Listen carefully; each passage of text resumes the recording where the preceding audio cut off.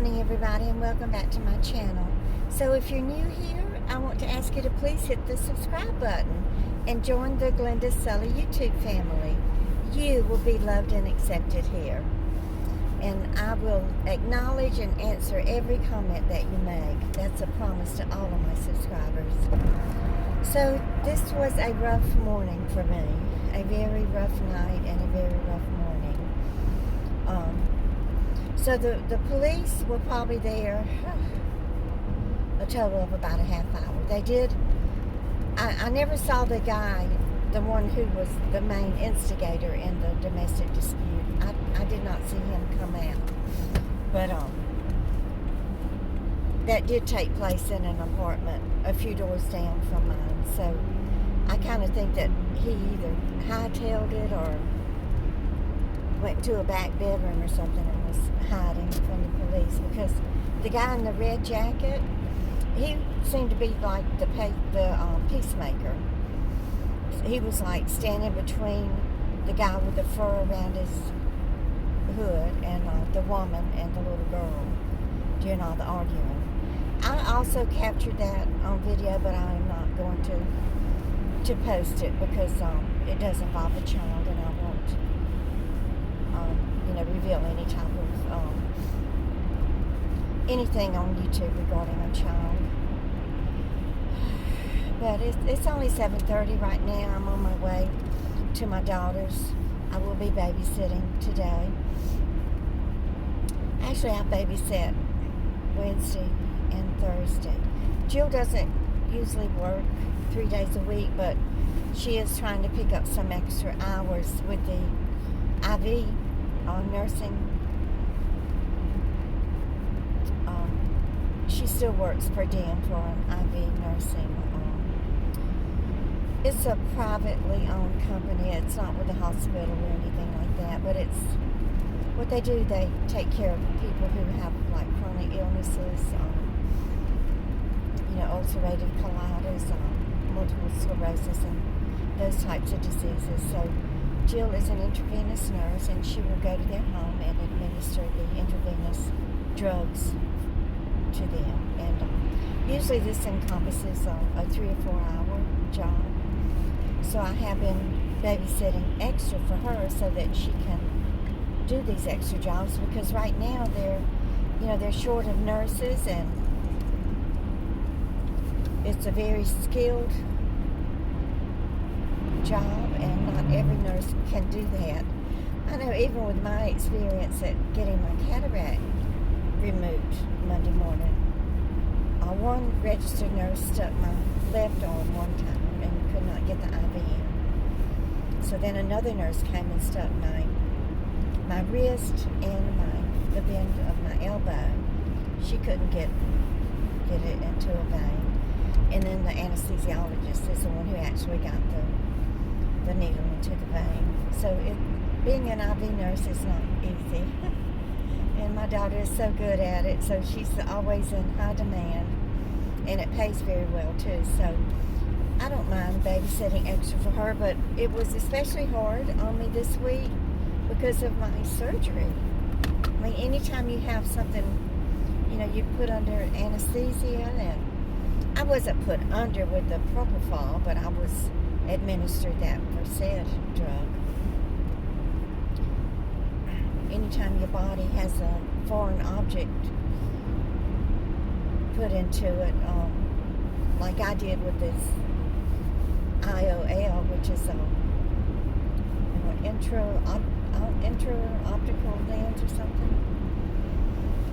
I really should have been spending more time in bed and resting, but life happens, and you have to just continue to live and function and do the best that you can every day, don't you?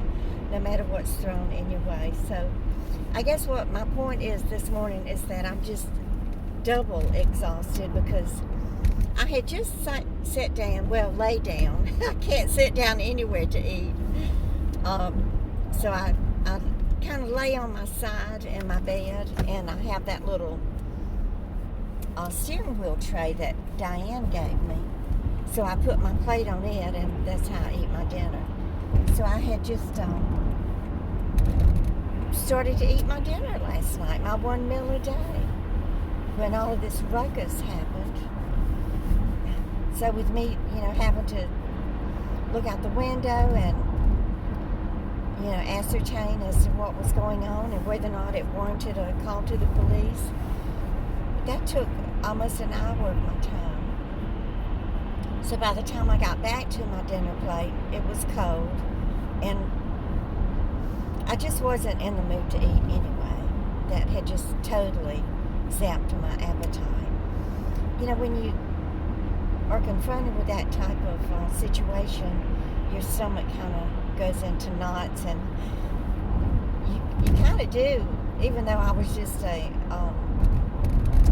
witness to it. I wasn't involved directly in the domestic fight, but being a witness to it and watching it happen, and then having to ascertain whether or not it warranted a call to the police, that did kind of get my stomach into knots. So by the time it was all over with, I couldn't eat anyway.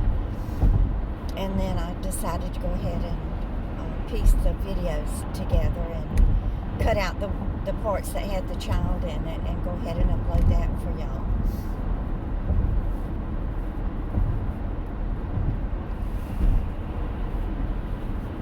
So for this morning, traffic is light. Let me keep my fingers crossed. I do not want to have to sit in traffic this morning. My eye is healing nicely. I am out of one of the eye drops. I don't know why. I'm using them all the same. Although this particular one is the one that's real thick, and I think I may have squeezed the bottle too tightly. So instead of getting one drop each time, I was probably using 2 or 3 drops. So that has depleted my little tiny bottle of, I think it's called Bromsite. So I'm going to call the pharmacy today and get that refilled. Just that little tiny bottle. My copay is $60, I believe. I have the receipts for that. So I will do a video in more depth of the cataract surgery and what it involved, and how much you can probably expect to pay out of pocket if you just have regular Medicare.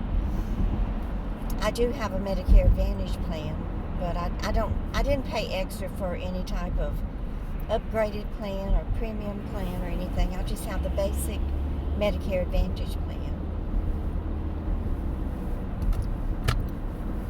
And I do have the prescription assistance coverage for the state of New York, which is called EPIC, E-P-I-C. I think that stands for Elderly Pharmaceutical, I don't know, something, probably prescription, Elderly Prescription Insurance Coverage, something like that. That's an acronym for it. Anything to do with the government, they're going to have an acronym for it. And it's not always easy to figure out what the letters stand for, what the acronym means. But I think it's Elderly Insurance Assistance Program or something.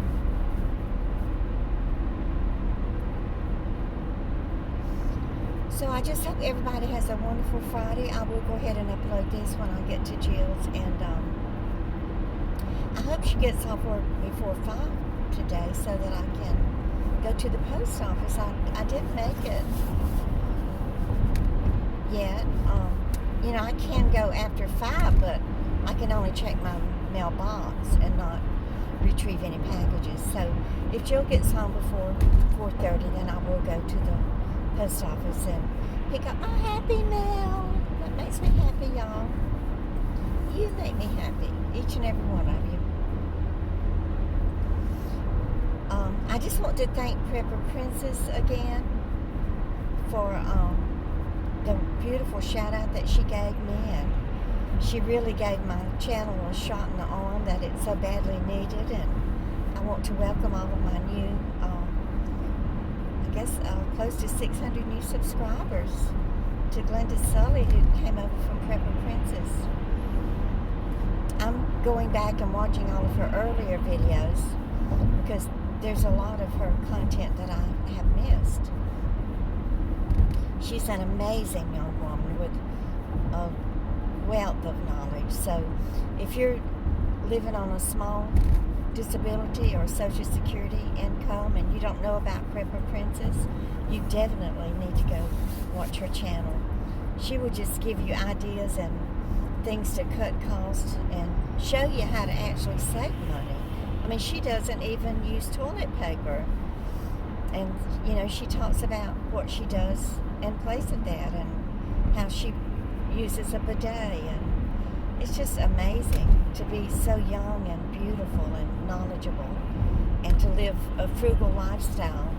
But she enjoys her life tremendously.